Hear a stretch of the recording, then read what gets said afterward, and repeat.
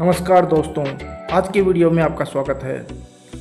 आज हम वैदिक गणित के बारे में चर्चा करेंगे और देखेंगे वैदिक गणित किस प्रकार से हमारे जीवन में उपयोगी है, किस प्रकार से गणनाओं को आसान किया जाता है। सबसे पहले तो आप हमारे YouTube चैनल को सब्सक्राइब करें और नियमित अपडेट प्राप्त करें।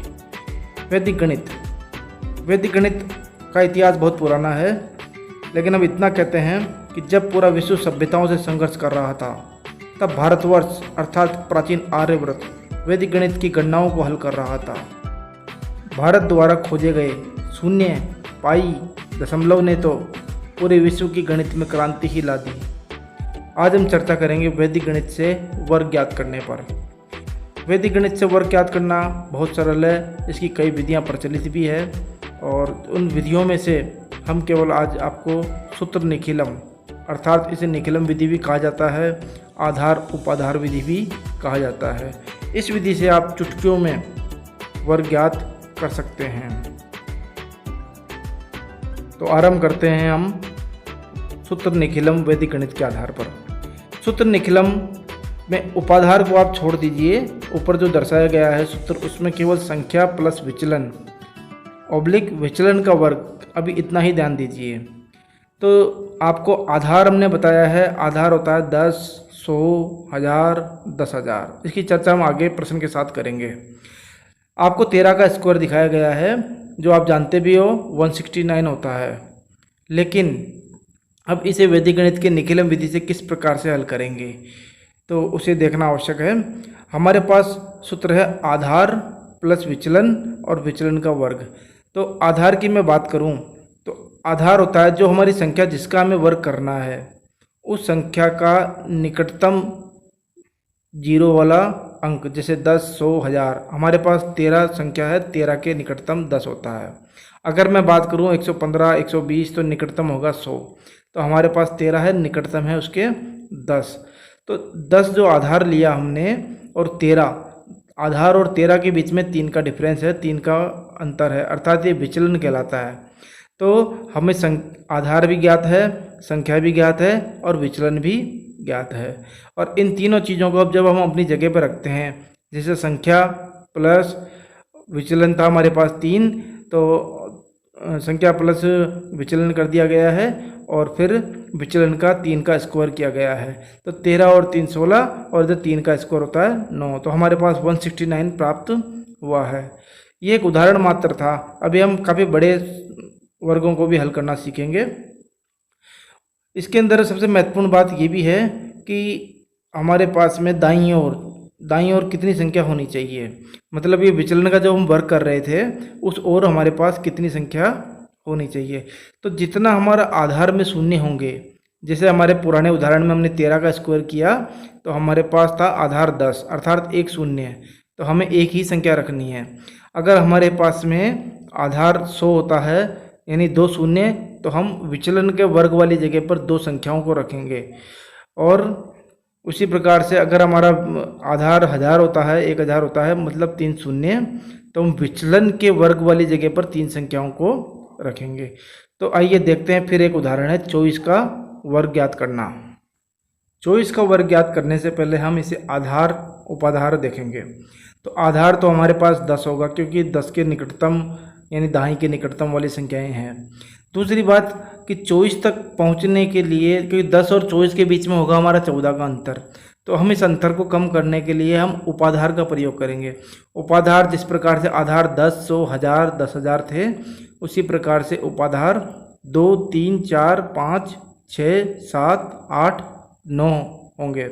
तो 24 जो था हमारे पास 10 लिया हमने आधार को जब हम 2 से गुणा करते हैं तो होता है 10 दूना 20, मतलब हमारा 20 और 20 24 के पास होता है। तो 20 24 के पास होता है तो हमने उपाधार ले लिया 2। अब ऊपर लिखे सूत्र के अनुसार हम लिखते जाएंगे, उपाधार की जगह 2, संख्या की जगह 24 और विचलन की जगह हो गया 4 ऑब्लिक 4 का वर्ग करेंगे हम। अब इस गणना को जब हम हल करते हैं तो 24 प्लस 4 होता है 28 और उसे फिर 2 से गुणा भी करना है, क्योंकि उपाधार हमने प्रयोग किया है। अब दूसरी हम दाईं ओर देखेंगे 4 का हम वर्ग लिखेंगे 16, लेकिन हम 16 नहीं लिख सकते हैं वहाँ पे, क्योंकि हमारे आधार में एक ही शून्य है। आधार हमने 10 लिया है, एक शून्य है, अर्थात हमें 6 को ही लिखना होगा और 1 को हम छोटा लिख देंगे और 28 दूना 56, 56 में 1 को ऐड करेंगे तो 56 और 1 57 हो गया और यहाँ पे 6 बचा हमारे पास में, तो 576 24 का वर्ग हो गया है। ये विधि आपको आरंभ में थोड़ी सी जटिल लगेगी क्योंकि इसका हम नियमित रूप से प्रयोग नहीं करते हैं, लेकिन कम से कम 15 या 20 क्वेश्चनों को हल करने के बाद आप इसमें गति बना सकते हैं और ये सामान्य गुणन विधि से बहुत जल्दी आपको वर्ग प्रदान करेगी। सेकंडों के अंदर इससे आपके वर्ग होंगे। एक ही विधि से आप 1000 तक वर्ग ज्ञात कर सकते हैं। तो आइए देखते हैं अगला उदाहरण। आपको दिखाया गया है 96 का वर्ग। तो जिस प्रकार से हमने 24 का वर्ग किया था उसी प्रकार से इसको भी देखते हैं।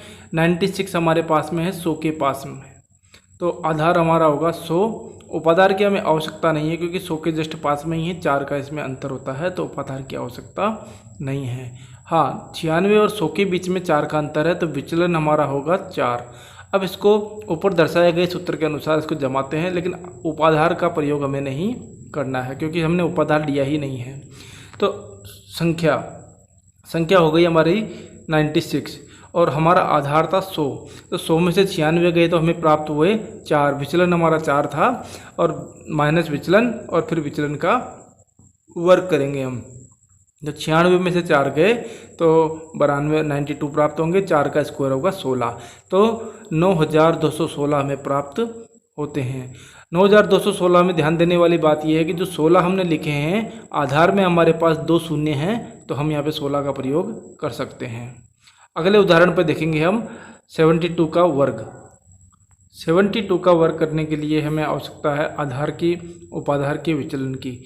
आधार हमने लिया है 10, आप 100 भी ले सकते हैं, तो हमने 10 लिया है और उपाधार लिया है 7। 10 को 7 से गुणा करते हैं हम 70 प्राप्त होता है, यानी 72 के पास में 70 है, तो विचलन हमारा हो गया 2। सूत्र के अनुसार जमाने पर उपाधार की जगह हम लिखेंगे 7, संख्या की जगह लिखेंगे 72 और प्लस विचलन की जगह लिखेंगे हम 2। तो 72 प्लस 2 बराबर 74, 74 को हम 7 से गुणा करेंगे और दूसरी तरफ 2 का हम वर्ग करेंगे। 2 का वर्ग होता है 4 और 4 ऐसा का ऐसा उतार दिया जाएगा क्योंकि हमारे पास आधार में एक शून्य है, तो 4 आ जाएगा। और 72 और 2 को हम 74 को 7 से गुणा किया तो हमें प्राप्त होता है 518। इस प्रकार से हमारे 5184 हमें प्राप्त हुए हैं। अगला प्रश्न है हमारे पास में 43 का स्क्वायर। इसे आप स्वयं हल करें और इसके बाद हम देखते हैं 126 का स्क्वायर। 126 का स्क्वायर करते समय हम ध्यान देते हैं कि आधार होगा हमारे पास 100, क्योंकि 126 है 100 के पास, हमें आधार लेना है 10, 100, 1000 इस प्रकार से, तो आधार हुआ 100 और उपाधार हमने लिया नहीं है, उपाधार 0 और विचलन 100 और 126 के बीच जो अंतर है वही हमारा विचलन भी होगा, तो विचलन हो गया 26। सूत्र अनुसार जमाने पर 126 यानी संख्या में हम विचलन को जोड़ देंगे और फिर विचलन का ही वर्ग कर देंगे। ऊपर आपको सूत्र भी दर्शाया गया है।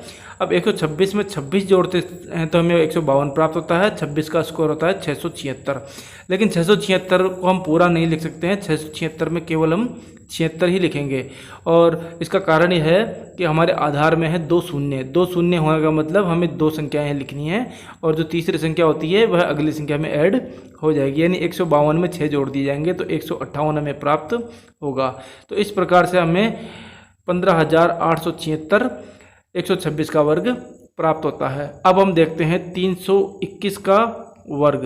321 का वर्ग देखते समय हमें आधार भी लेना होगा, उपाधार भी लेना होगा। तो आधार हमारा हुआ 100, उपाधार होगा 3 और विचलन होगा हमारे पास 21। तो उपाधार 3 इसलिए लिया है क्योंकि 100 या 300 होता है, तो 300 और 321 आसपास की संख्याएं हो जाती है। आरंभ करेंगे उपाधार से।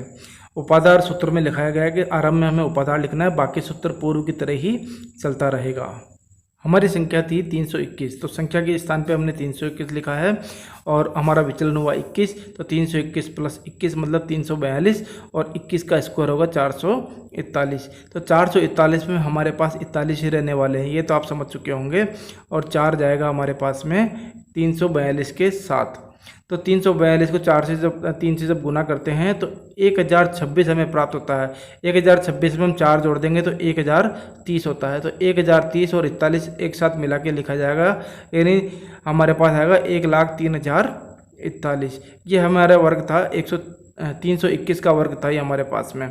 अब हम कुछ स्पेशल वर्ग भी देखेंगे। ये हमारे वे वर्ग हैं जो 150, 250, 350, 450, 550 इनके आसपास होते हैं। और इन प्रकार के वर्गों में हम जो हमारा उपाधार होगा वो इस प्रकार से होगा 1.5, 2.5, 3.5, 4.5, 5.5, 6.5 इस प्रकार से। इसका कारण ये है कि जैसे हमारे पास प्रश्न है 135 का वर्ग करना है, तो हमने आधार लिया 100 और 135 के बीच में होता है 35 का डिफरेंस, तो ये तो निश्चित हमें 35 का स्क्वायर करना पड़ेगा। तो 35 का स्क्वायर करने से बचने के लिए हम करते हैं कि इसमें उपाधार और लगा देते हैं। उपाधार लिया हमने 1.5, तो 1.5 और 100 को जब हम गुणा करते हैं तो हमें मिलता है 150। अब 150 और 135 के बीच होता है 15 का डिफरेंस, यानी हमारे आधार हो गया 100, उपाधार हो गया 1.5 और विचलन हो गया 15। और ऊपर दर्शाए सूत्र के अनुसार हम इसे सेट करते हैं कि उपाधार 1.5 और 135 जो हमारी संख्या थी, पहले हम प्लस में चल रहे थे लेकिन अब की बार हम माइनस में चले गए हैं। इसका कारण ये है कि हमारा जो उपाधार और आधार का गुणा है वो है 150, तो 150 हमारा ज़्यादा है, 135 हमारा कम है। इसका मतलब है कि माइनस के 15 का डिफरेंस चल रहा है और विचलन है 15, तो 15 का स्क्वायर 225। 135 में से गए हमारे पास में 15, तो 120 बचते हैं। 120 को हम 15 से गुणा कर देंगे। इसमें ध्यान देने वाली बात यह है कि 15 का स्क्वायर 225 जब हम लिखते हैं तो हम केवल यहाँ 25 ही लिखेंगे, 2 जो है हमारा वो 120 इंटू 1.5 के साथ में ही चला जाएगा। 25 इसलिए लिखा गया है क्योंकि आधार में हमारे पास 2 शून्य ही है। अब 1.5 इंटू 120 को जब हमने गुणा किया तो हमें प्राप्त हुआ 180 और 2 जो था उसमें ऐड किया जाएगा तो 182 और ये 25 यानी 18,225 हमारा 135 का वर्ग होता है। अगला उदाहरण हम देखते हैं 244 का वर्ग। 244 के वर्ग में हम आधार लेंगे 100, उपाधार लेंगे 2.5 और इस प्रकार से गुणा करने पर हमें मिलता है 250। 250 और 244 में है 6 का अंतर, अर्थात विचलन हो गया 6। अब सूत्र के अनुसार जब हम जमाएंगे इसे तो उपाधार की जगह लिखेंगे 2.5 और संख्या की जगह लिखेंगे हम 244।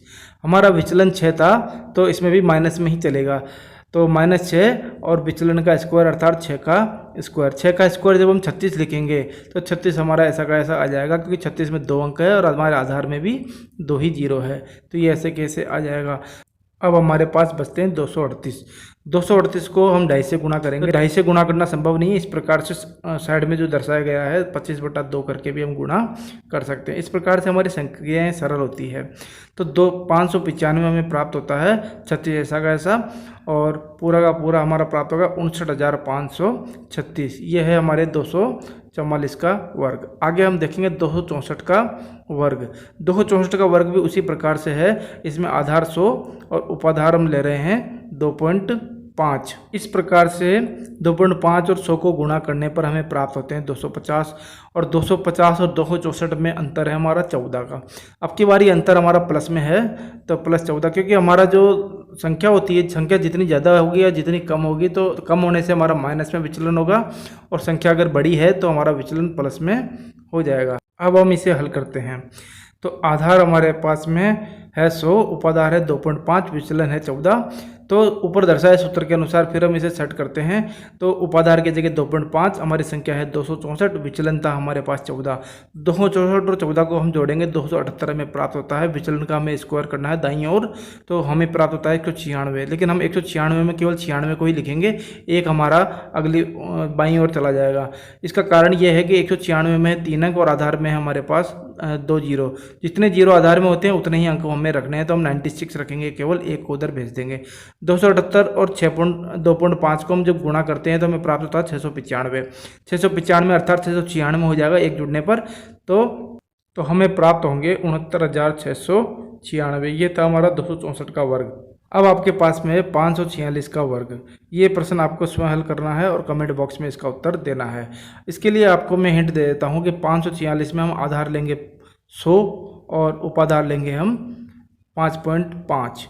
5.5 को जब हम 100 से गुणा करते हैं तो हमें 550 प्राप्त होता है, और 550 और 546 में 4 का अंतर होगा। 4 का अंतर होने से 4 का वर्ग यानी 16 हमें दाईं ओर प्राप्त हो जाएंगे, और उपरोक्त सूत्र अनुसार फिर आपको इसे हल करना है। ये वीडियो आपको कैसा लगा ये हमें कमेंट बॉक्स में बताएं, और 2 प्रश्न हमने छोड़े हैं जिनका हल भी आप कमेंट बॉक्स में देने की कोशिश करें। और अगर आपके ज्ञान में इस प्रकार की वीडियो से वृद्धि हुई है तो आप इसे लाइक करें, शेयर करें, सब्सक्राइब भी करें, और हो सके तो अपने दोस्तों को भी दें, क्योंकि आगे और वीडियो मैं आपके लिए भेजता रहूँगा।